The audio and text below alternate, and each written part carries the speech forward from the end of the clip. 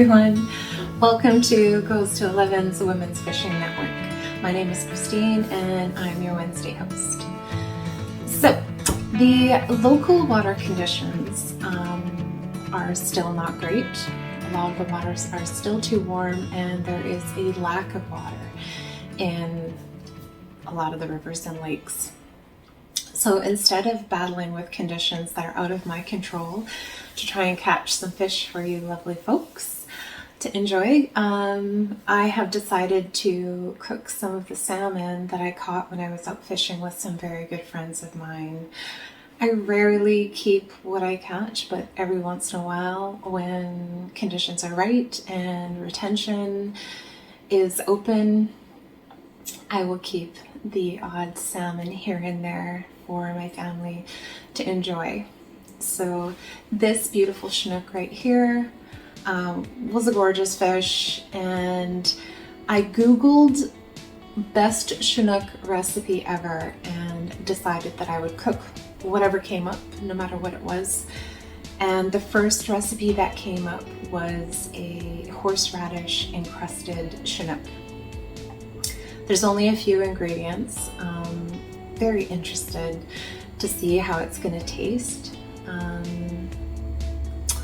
Yeah, so let's get this started.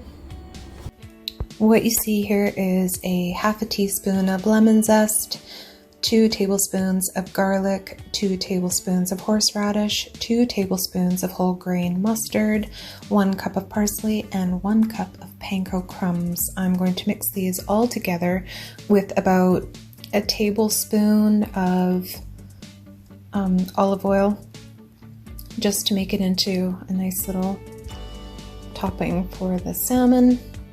That'll go on after I pan sear the salmon.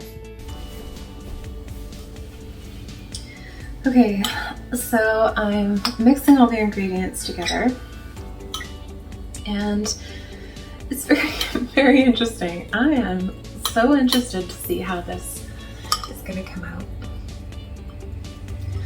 So after I pan fry the salmon, this will go on and then it will be baked in the oven for 7 minutes. It needs a little bit more olive oil. So when I caught the salmon, I gave thanks to the salmon, and when I decided to keep the salmon, I also gave thanks to the salmon, and now that I'm cooking it, I will give thanks one more time. Chinook salmon are these incredibly beautiful fish, as I'm sure anyone who's seen them knows. Some of them travel up to 2,000 miles to reach their destination in the upper Yukon River to spawn. And I read this article that said that the average Chinook salmon is 40 pounds. And I'm interested to know, does that still stand true as salmon sizes are kind of seemingly decreasing every year? It'd be interesting to know. Okay, well, let's get ready to pan fry this.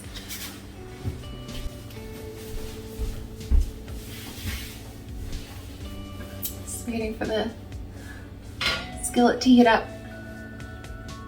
I have lightly salt and peppered the salmon, and away we go.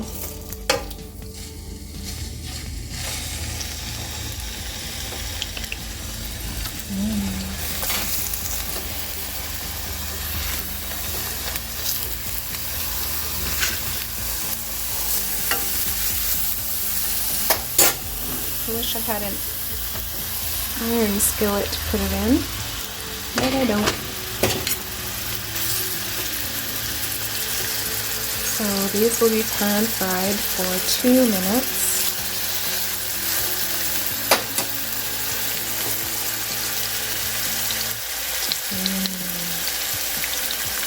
I'm excited.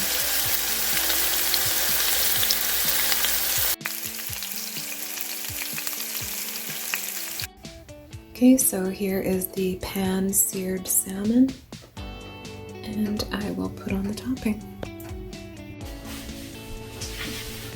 Okay, those are in the oven for 7 minutes.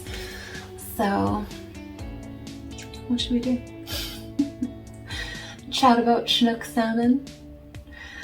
I haven't really been out fishing for them yet this year, but I'm excited to make that happen coming up soon. I bought a couple of Chinook flies at the fly store the other day, and I have a switch rod that I'm going to be gearing up, so I'm excited about that. I've got some switch line that's going to go on it. Some weight forward switch line apparently is just going to up my fishing game into a whole new world.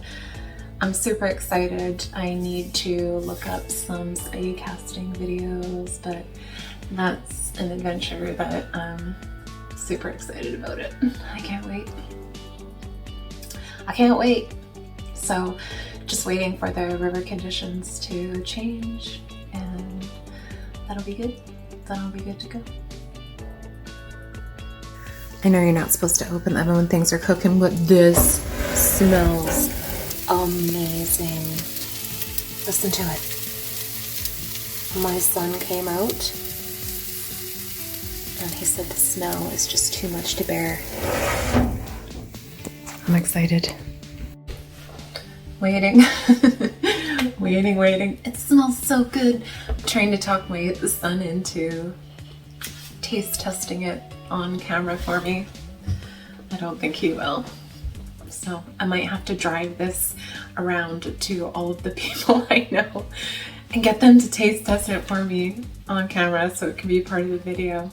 It smells so good. I can't.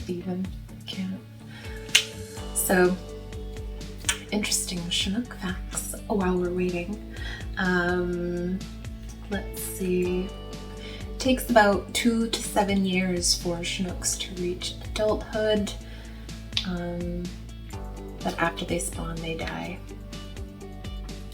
What else? They're anadromous. They spend the first 3 to 6 months of their life in fresh water, and then they head out to sea, out to the ocean for between 2 to 7 years, and then come back to the rivers to spawn. I can't wait to see them in the local rivers. I cannot wait. I go and I sit and watch them for hours. Just watch them. I don't even have to fish them. There's something so majestic and sacred about seeing them in the rivers. I'm just always happy when I just see them. It makes me feel good. Look at this. It's crumbling. So flaky. And there's moisture at the bottom. Looks incredible. Okay, here we go.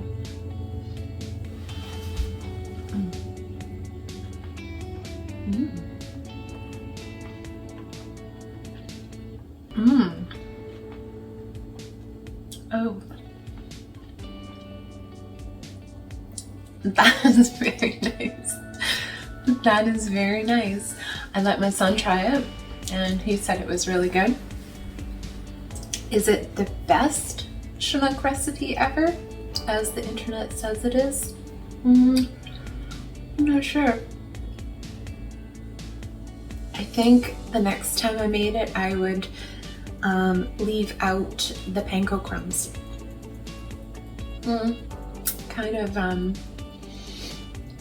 of tamp down the sharpness of what would have been the horseradish and the mustard mixture, which I was really, really looking forward to. I absolutely love whole mustard. So it's really good though. It's very nice. I really like it.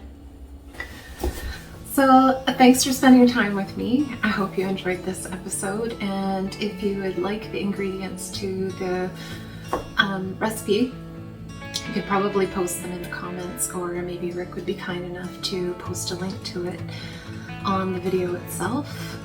thank you so much to our sponsors, and thank you, Rick, for making this time and space available for us. Hopefully next time it'll be a fishing video, but if not, I look forward to spending time with you again. Stay safe, everybody. Bye for now.